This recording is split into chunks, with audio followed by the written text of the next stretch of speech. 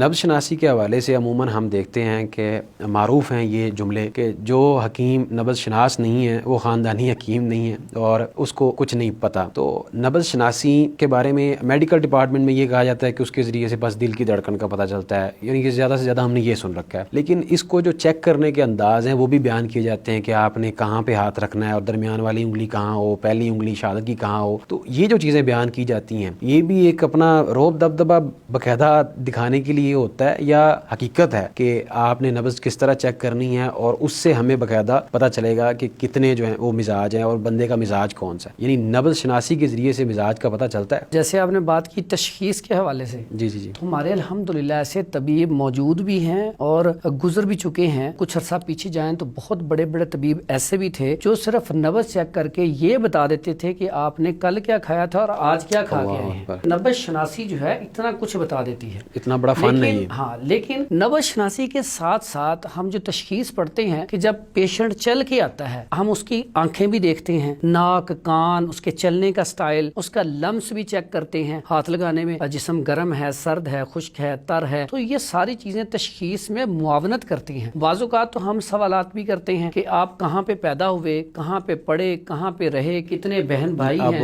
वो ये जितना आप डिटेल में जाएंगे उतनी ही अच्छी आपकी तशखीस हो जाएगी। लेकिन चूंकि मारूफ तरीका एक है वो नब्ज़, और नब्ज़ के जरिए सबसे पहले जो आपने बात की कि वाकई पता चलता है, इसमें हकीकत है कि नब्ज़ चेक करने से आपको पता चल जाता है कि आपके अंदर सर्दी है, खुश्की है, गर्मी है, तरी है, क्या मसला आपके अंदर चल रहा है। तो बहुत सारी चीजें आपको नब्ज़ के जरिए मालूम हो जाती हैं।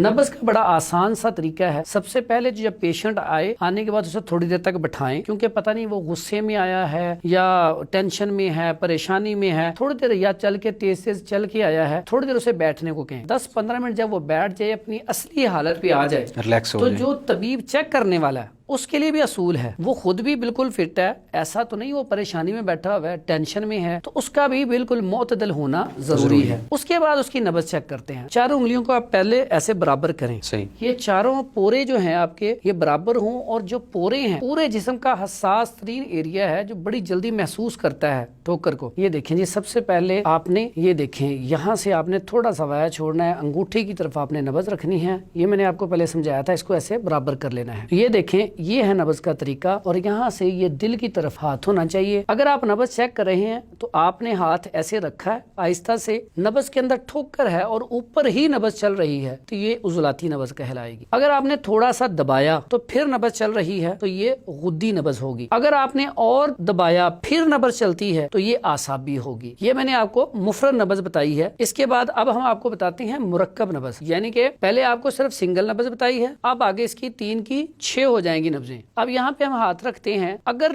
जो नब्ज़ है पहली उंगली यहाँ पे हाथ रखा और ऊपर ही पहली उंगली पे नब्ज़ चल रही है तो ये नब्ज़ होगी आसाबी उज़लाती, यानी कि सर्द खुश्क। अगर नब्ज़ 2 उंगलियों के ऊपर चल रही है, ये दूसरी उंगली जो है इसके ऊपर ठोकर ठक ठक यानी कि ठोकर महसूस होती है और ऊपर ही नब्ज़ चलती है तो ये होगी उज़लाती आसाबी, इसको खुश्क सर्द नब्ज़ कहा जाता है। अगर हम इसी तरह ऊपर ही हाथ रखा हुआ है तो ये नब्ज़ 3 उंगलियों पे जाके चलती है और बारीक तनी हुई रस्सी की तरह नब्ज़ चल रही है तो ये उज़लाती गुद्दी नब्ज़ है। इसका मकसद है पहले खुश्की और साथ गर्मी अटैच हो चुकी है। और इसके बाद अगर नब्ज़ चली जाती है चारों पोरों के नीचे महसूस होती है और खसूसन आखिरी पोरे पे, तो ये नब्ज़ थोड़ा सा दबा के महसूस होती है, बिल्कुल ऊपर नहीं, दरमियान में हल्का सा आपने दबाया फिर महसूस हुई, ये गुद्दी उज़लाती नब्ज़ है, यानी कि गर्म खुश्क। इसके बाद अगली नब्ज़ है, अगर आपकी नब्ज़ थोड़ा सा आपने दबाया हुआ है, नब्ज़ पहली उंगली पे भी नहीं चल रही और आखिरी पे भी नहीं चल रही, सिर्फ 2 उंगलियों के ऊपर नब्ज़ चल रही है और हल्का सा दबाने से चल रही है तो ये गर्मी तरी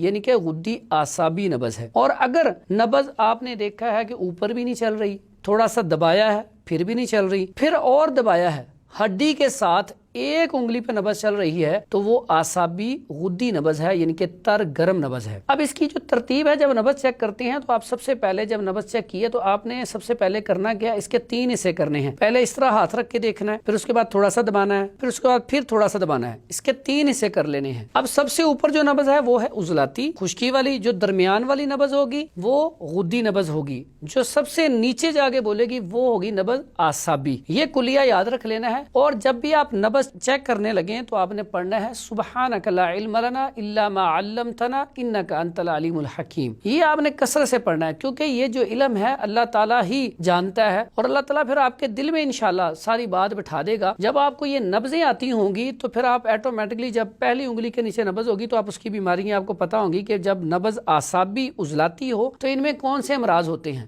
یہ جو نبض کا طریقہ میں نے بتایا ہے یہ بڑا آسان سا طریقہ ہے. اس طرح نبض چیک کی جاتی ہے. اگر اس کے اوپر محنت کی جائے تو انسان نبض کے ذریعے ہی بہت ساری بیماریوں سے، بہت ساری چیزوں سے معلومات، بہت ساری چیزوں کی معلومات حاصل کر سکتا ہے.